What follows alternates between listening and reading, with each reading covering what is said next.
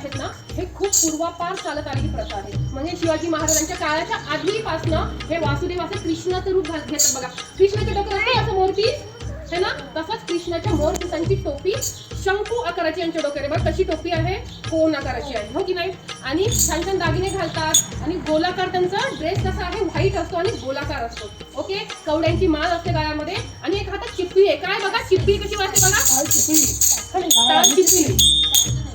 हा, तर ती चिप्पी आहे आणि या हातामध्ये टाळ आहे. तर हे चिप्पी वाजवतात आणि टाळ वाजवतात आणि छान छान गाणे म्हणतात. ते नुसते गाणे नाही म्हणत, त्या गाण्यामधनं ते आपल्याला छान छान गोष्टी शिकवतात. आज त्यांनी काय सांगितलं ऐकलं का तुम्ही शांततेत?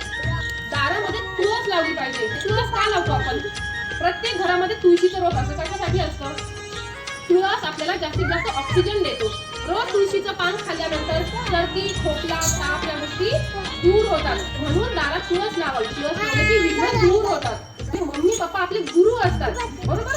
काय असतात आपले मम्मी पप्पा? आपले गुरु असतात. आपल्याला ते छान छान गोष्टी शिकवतात, म्हणजे ते आपले गुरु झाले.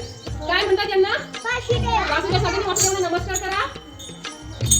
सकाळी येतो रामाच्या पारी, लोकांना सादर करतो आणि लोक दान धर्म करण्याला रस्त्यावर येतात.